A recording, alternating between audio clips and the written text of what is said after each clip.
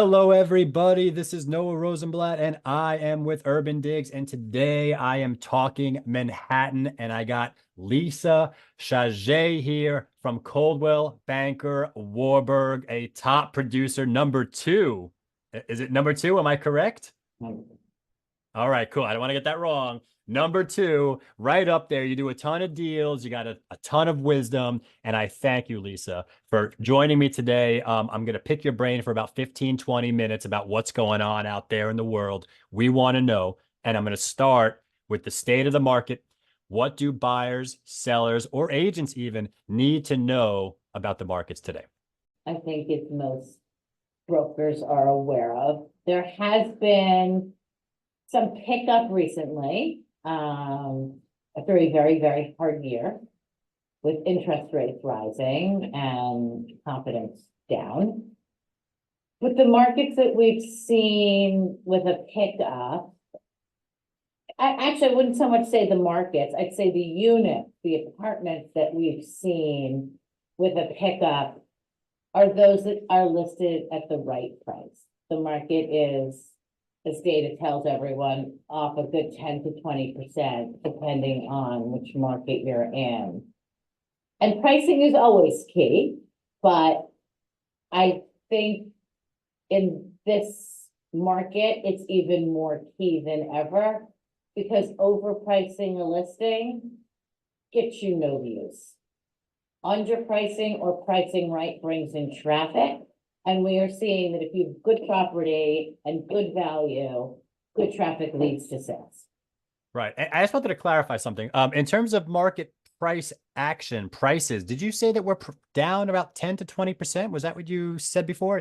Okay. I think we are. I mean, if I Yeah. could give an example of a unit I just had on the market, the comp I worked off of when I put it on in September was 1.4. And I had listed the unit at 1.395, thinking, oh, I'm not getting 1.4. But you have to leave room to negotiate, especially in a buyer's market. Nobody wants to pay the price. Anyway, long story short, that apartment ended up coming off the market. It never sold, and we were below the last comp. And I just re-put the apartment on, 200,000 less than the last comp, staged, so it looked better. And I have 6 bids. And I'm right back up to where I was. And all right, so this is something over the last 3 months. 3 months ago, you couldn't have it, took it off, bring it back on. 3 months later, lower price staged. You got bids over the asking price. Well, first off, I think this solves one question. If you price too low, are you leaving money on the table, or will the market just do its thing and counteract? I think the market does its thing, and I think this is a perfect example of it. I had said to the seller, we were debating between two prices. Yeah. And going back to what I said, traffic is key, right? So I think the more competitively you're priced, the more people are going to come in. Yeah, it's always And they're a gonna always see a the product. difficult conversation because I think that seller feels like they're going to leave money on that table if they got to test the market, right? Totally right. And that's a perfect thing to say because we had tested the market. We tested it at a price that was comparable to the last comp, and it didn't work. Right. Anybody who bought 24, 13, 14, 15, you're just not making money anymore. You're lucky to get out. And that is a very solid fact. People come to me and say, but I put in $200,000. I want to get my money out. I'm like, okay, but you're not. Yeah, and we just did an interview with Brian Morgan recently. I think we talked about this before, and it's not even out yet. It's about to come out. It's processing, and he said the exact same thing. He said if you bought in 2015, you're 2016, 2017, you're down. You're down. And then a You're lot of down. people who bought them did work. So, you Yeah. never recoup your exact fees of, you put in 500, we say 50% of, recouping it. But I think it makes it so easier, but that was your decision to redo the apartment and Yeah. live in it for 5 years. So it's not really new anymore. It's not new development. Yeah, not in their minds. I mean, I know sellers that did a renovation 10, 15 years ago, high end, and they'll still consider it. Hey, it looks good today, but But the it's 10 years reality old. is, yeah, the marketplace tends to look at with a different set of eyes. Um, I wanted to ask you really quick about that staging and refreshing situation that you had. It seems like that was a successful strategy right there. Let's just go over that. You failed at your first price attempt, took it off the market, staged it, significant price cut. How much was that price cut? 200,000. All right, so that's a significant price cut. Significant. Also, So I had said to the seller, I don't think this goes back to what you said, which I think sometimes sellers don't want to leave money on the table. But in this instance, we saw that the approach didn't work. right. So And what once do you you go do? through it, yeah, once you go through it, then you pretty much know, right? Because you've experienced that pain, She that had time moved and out. pain. She moved to Michigan. Yeah. I believe an apartment has to be furnished on some level, especially if it's quirky. This was a quirky apartment. It was a brownstone apartment. I Uh-huh. think if you've got a cookie cutter 1 bedroom or 2 bedroom and a post door that's very easy to define, it's not that hard to see where the couch, the bed, you can virtually stage it. Yeah. This had 3 levels, stairs, dining, nothing was what it seemed. And I had said to the seller 6 months ago, we need to stage. No one's gonna understand this phenomenal space. So the importance of staging is you allow the buyers to come in and actually see the lifestyle vision. They could see how I might live here. Whereas you got this unique apartment that's not staged, they just don't see it. They might see it in a cookie cutter, I guess you're saying, right? How much No, did that staging cost? I think also when an apartment is staged, you focus less on what's wrong with it because you're happy with what you're seeing. So this apartment needs work, right? And anybody who was coming in the fall found every little nook and cranny to focus on because there was nothing else to focus on. Now the buyer's coming in and saying, oh my God, this is beautiful. I can live in it as is and renovate it in 2 years. Distraction. I love it. You're almost distracting the They're consumer. distracted and they're not Yeah, nitpicking, and you nitpick in empty apartments. that is really, really interesting. May I ask how much did it cost to stage that property just so I can get a general idea of what we're dealing with here? I think about 12,000. And Okay. I think what's good to know about it is the seller obviously made that 12,000 back plus extra. So Right. the value is really there. Right. Okay. So the market will do its thing. May I also ask you, are you noticing buyers are looking at properties that need renovation with more interest today? I know that there's a big penalty if you're not renovated, right? Is that still the case out there today? I think it's even worse than it was. And I Ooh. think we had discussed this the other day. You see it most in the Park Avenue brand co-ops. The people who bought them 50, 60 years ago, they're now state conditioned apartments. They do not have central AC. The building has restrictions on the kind of work you can do. The building doesn't have amenities. There's only so much you can do with the kitchen is where the kitchen is. Wet over dry in these pre-war co-op. Most of them you need to replace the risers, the electricity. So we're talking at least I sold a large estate on East 79th Street. It took them 2.5 years to renovate. Wow. 2.5 years to hold 2 apartments, because you gotta live somewhere. And prices are up. Construction costs is up since COVID. So Yeah, the opportunity cost, right? And the inconvenience of having two places going on. There's a that's priced into that bid in the buyer's mind. Wow. I sure, mean, Park Avenue, that's what's going on with Park Avenue. yeah, It's the inventory stock needs a lot of work. And we're in an environment where I guess buyers don't want to do a lot of work. listen, don't want to do a lot of work and have to deal with a co-op board, right? It's just as easy to go over to one of the new condos on 3rd or 2nd and have everything turnkey and be given a key.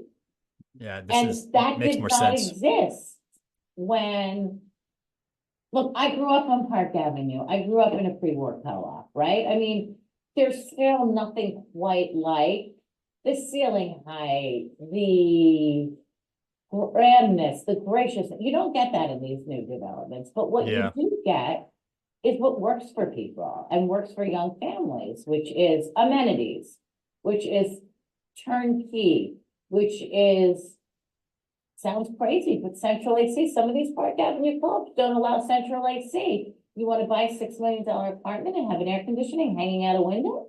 Yeah. Yeah. I see what No, you're saying. Yeah. no. This is stuff that's going on in the field, right? This And is they reality. also limit financing.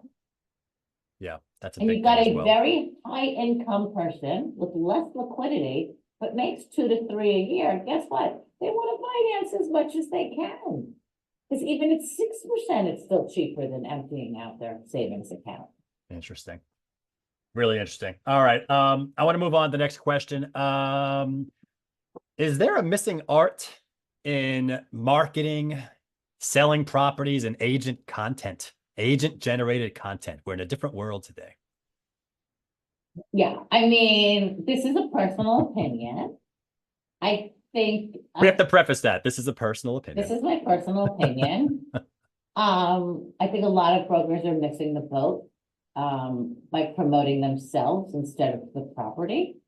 When I look at my listing at 80 Riverside, I'm showcasing the property, and that's what people are buying.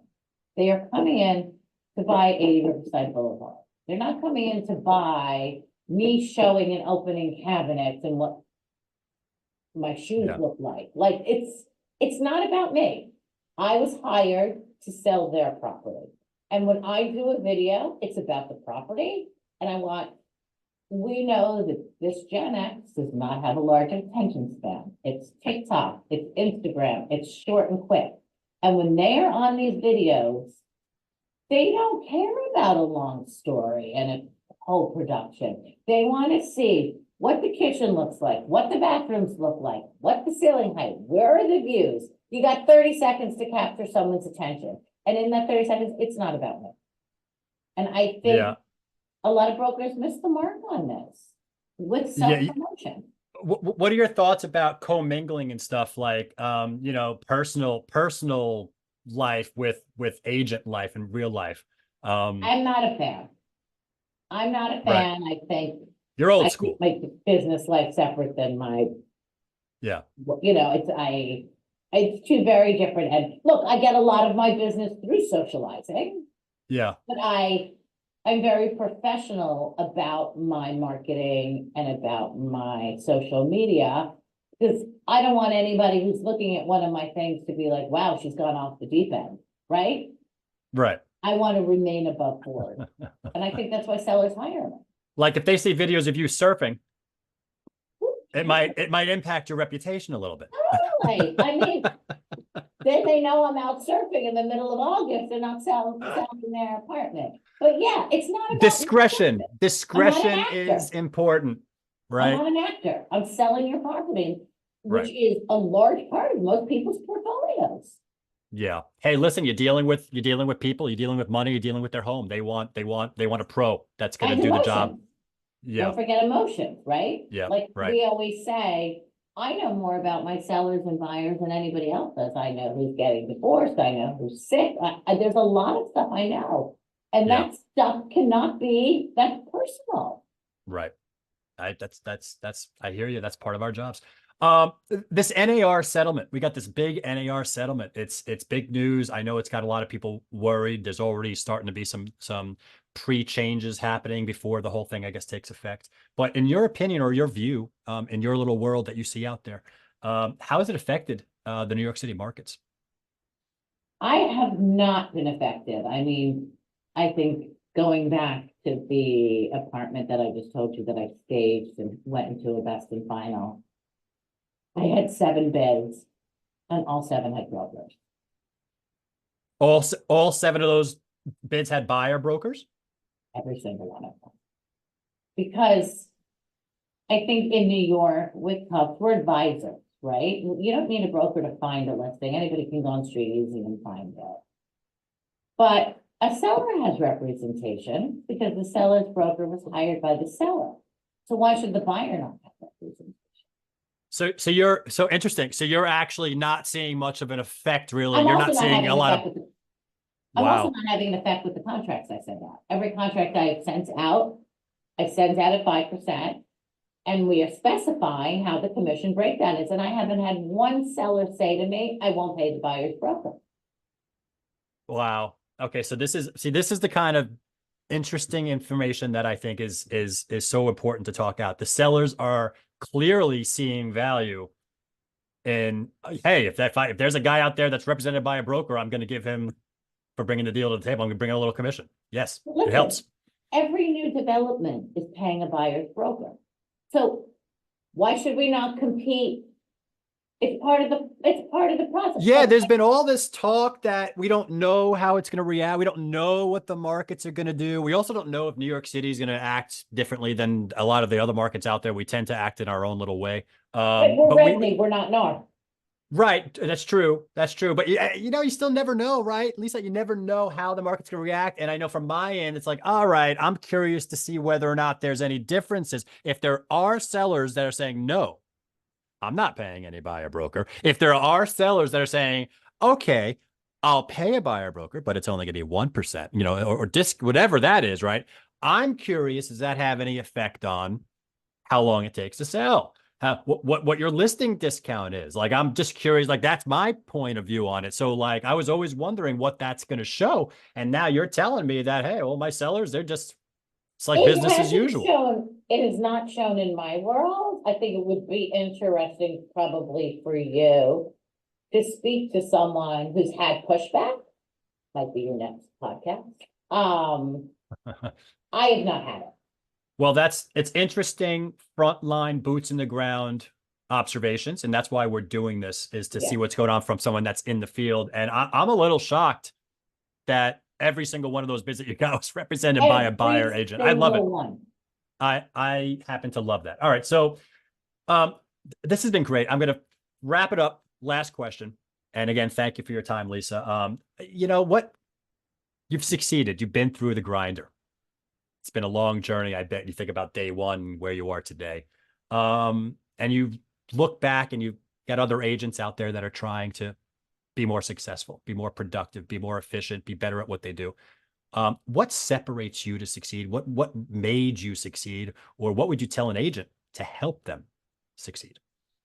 So I've been doing this for 20 years. My background was in marketing and PR. I worked at Bloomberg in my marketing department for about 8 years before I joined real estate. I think one of the most important things, and I think brokers tend to lose sight of this, is that we're all working together. I might go in on a pitch against a broker and lose it, or I might get it, right? The listing, and that's, everybody wants listings, because you definitely get paid on a listing, when it sells. But we're in a market where we work together. And I think relationships is a really, really important part of this business. Because if you've got good relationships with brokers, you can leverage that. If I have a buyer, a broker on the other side knows that my buyer is legitimate.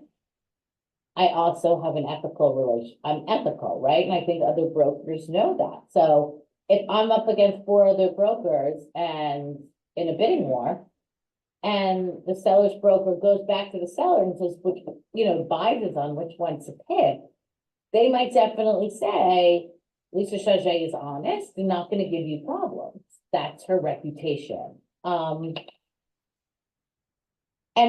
I think also, if I'm pricing something, we're in a market right now of totally new pricing every second, right? So I have relationships with brokers. If I see something as a contract sign, I'm going to call that broker and I'm going to ask them the price they got. And that's going to help me. And I'm going to help a broker who calls me. Somebody called me the other day. I was more than happy to give them the price, because what goes around comes around. And Yeah. it gets too many brokers off. And if you try to operate in your own entity, guess what? You're not getting anywhere. I love that, because if you're trying to gain intelligence, this is a little wild, wild west. You got to Wild know, West. you got to know how to, you got to know the people, you got to make friends, and, you got to be able to extract some intelligence from them every once in a while. And they're trying to keep the cap on it. And you're trying to get, is it 1%, 2%, 3%? Give me And I'm something. not going to help them Give with me time. something. Yeah. I'm not going to help, but it makes no I have so many good relationships with like, I emailed a broker today about something. Sure, I'm like, oh, my favorite broker. Like, It I be helps. friends with everyone. Yeah, it makes a complex process smoother, especially if that process gets complicated and there's other situations going on out of your control. It gives you a little bit of that edge. And you're right, And you're by the not gonna be way, able to get that intel. every transaction is Yeah. complicated. I've never done a transaction in New York City in 20 years that hasn't had hairs. Most of the agent tips are going to be more on like, build relationships with your consumers and, all that kind of consumer focused. I love how you said we have to work together, build relationships with your colleagues. I love how you said that. It doesn't Thank get you. said here that often, and it's very, very important to get that going in a widespread way. This has been great. This has been great. Thank you for giving us a glimpse into what you're thinking and your little world for these 25 minutes. Unless you have any final words, I'm gonna call it off and end it up. Think I'm good. Nice talking to you. Thank you to Lisa Chajet over at Coldwell Banker Warburg. I am Noah Rosenblatt. This has been Talking Manhattan, and we will catch you guys next time. Thank you.